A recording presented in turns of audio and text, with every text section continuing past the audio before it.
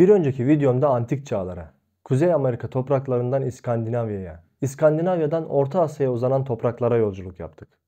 Videomun bir bölümünde Orta Asya'daki eski Türklerin Anadolu'ya göç etmeden önceki zamanlarda inandıkları bir takım konulara değindim. Sahi, Türkler Anadolu'ya Orta Asya'dan göç etti. Peki Orta Asya'ya nereden geldi? Cevap, Mu kıtası olabilir mi?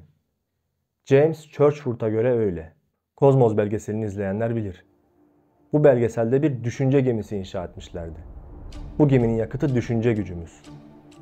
Gemimiz evrenin en ücra köşelerine gidebilecek kadar büyüyüp bir hücrenin içine girebilecek kadar küçülebilir.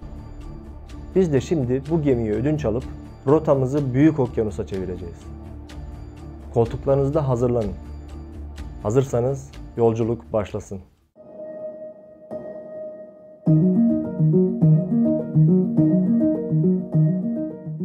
Mu kıtası ilk olarak 19. yüzyılda yaşamış yazar ve gezgin Augustus Le Plongeon tarafından ileri sürüldü. Plongeon'a göre bu kıta Büyük Okyanus'ta yer alıyordu ve 14.000 yıl önce batarak yok oldu. Bu iddiaların dayanak noktası olmadığı için pek aldırış eden olmadı. Ta ki James Churchward tarafından tekrar iddia edilene kadar. Churchward Hindistan'da bir asker iken üst düzey bir tapınak rahibinin ona çok uzun zamandır ölü sayılan ve Hindistan'da sadece 2 kişinin okuyabildiği Naga Maya dilinde yazılmış eski kil tabletleri gösterdiğini ileri sürdü. Tabletlerde ilk insanın ortaya çıktığı yer olan Mu'dan bahsedildiğini iddia etti. Yaptığı açıklamalar şöyle. Uzun zamandır saklı duran tabletleri merakla inceledim. Görünüşe bakılırsa güneşte pişmiş kilden yapılmışlardı ve aşırı derecede tozluydular. Sonra başka eski uygarlıklardan kalma yazıları incelemeye ve onları Mu hakkındaki efsanelerle karşılaştırmaya karar verdim. Bunu yaptığımda erken dönem Yunan, Kalde, Babil, Pers, Mısır ve Hindistan medeniyetlerinin şüpheye yer bırakmayacak biçimde Mu uygarlığının ardılları olduklarını öğrendim. Churchward'un iddiası da tıpkı Plongeon'unki gibi kıtanın Büyük Okyanus'ta Asya ve Amerika kıtası arasında yer aldığı ve Avustralya'nın yaklaşık 2 katı büyüklüğünde olduğu şeklinde. İddialar bununla da bitmiyor.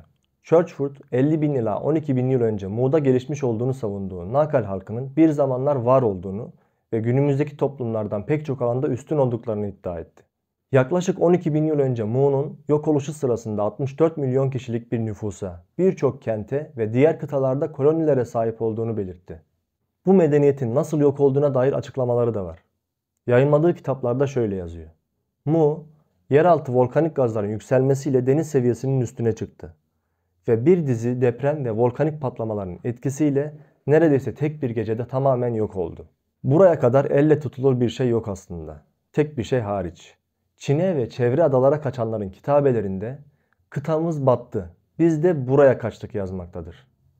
Bu yazılı kayalar 14.000 yıllıktır ve C14 karbon testleriyle belirlenmiştir. Ama bu tek başına yeterli bir kanıt oluşturur mu? Bilemem. Gelelim konunun bilim yönüne.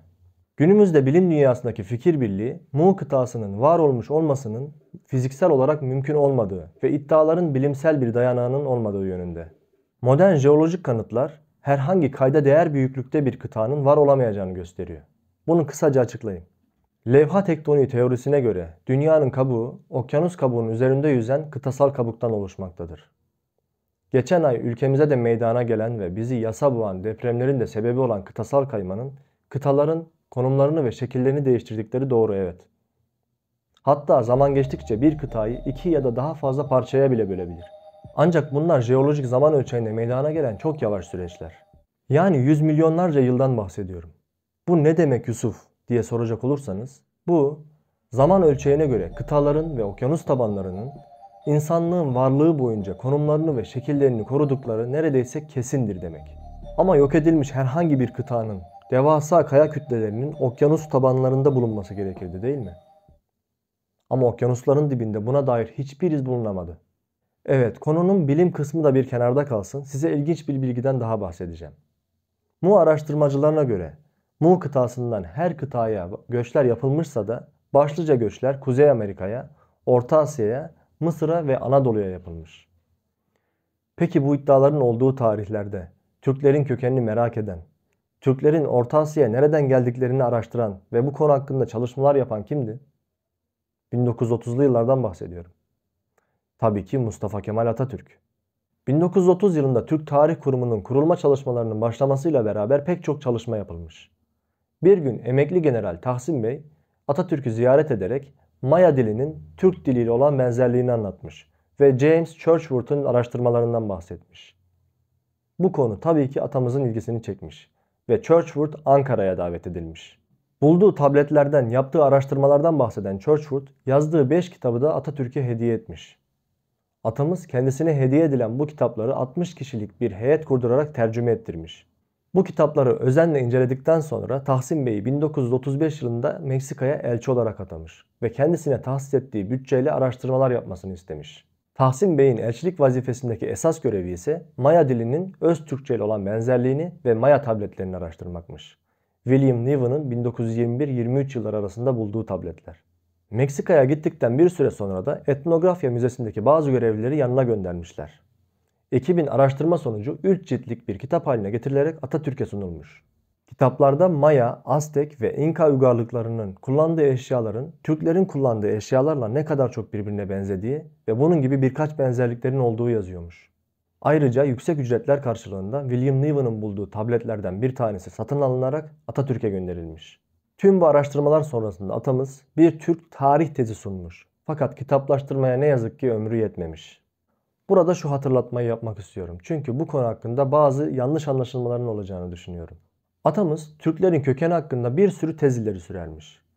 Amacı da bu tezlerin tarih bilimi çerçevesinde tartışılmasını sağlamak ve bir Türk tarih bilinci oturtulmasını sağlamakmış. Böyle tezleri ileri sürer, tartışıldıktan sonra rafa kaldırırmış. Çünkü bu tezleri doğrulayabilecek herhangi tek bir belge dahi yokmuş.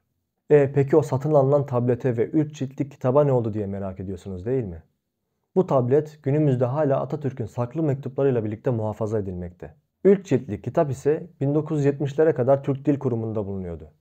Şu anda ise Anıtkabir Kütüphanesi'nde 2 cilt olarak 1301 ve 1302 numarasıyla ziyaretçilere açık camekan vitrininde saklanmakta. 3. cilt ise maalesef kaybolmuş. Tahsin Bey'in Atatürk'e gönderdiği 700 aşkın fotoğraf da yine Anıtkabir fotoğraf arşivinde yer almakta. Yolunuz Ankara'ya düşerse ziyaret edip bakmanızı öneririm. Bu arada Tahsin Bey demişken Tahsin Bey'in soyadı Maya Tepek. Meksika'da yaptığı araştırmalar sonrasında Tepe sözcüğünün Maya dilinde tepek anlamına geldiğini görmüş ve soyadını Maya Tepek olarak değiştirmiş. İnsanoğlunun bilgi birikimi arttıkça ve bilimde ilerledikçe şu an doğru bildiğimiz şeylerin belki aslında yanlış olduğunu farkına varabiliriz. Teknolojinin gelişmesiyle beraber gizemini çözemediğimiz olaylara dair yeni kanıtlar bulabilir veya tam aksine ortaya atılan bu tezleri çürütecek kanıtlar da bulabiliriz. Bu hikaye gibi anlatılan her hikaye ne kadar esrarengiz olursa olsun bunları bilim çerçevesinde araştırmak, bilim çerçevesinde tartışmak ve bilimi rehber almak her zaman önceliğiniz olsun. Çünkü ne de olsa hayatta en hakiki mürşit ilimdir, fendir.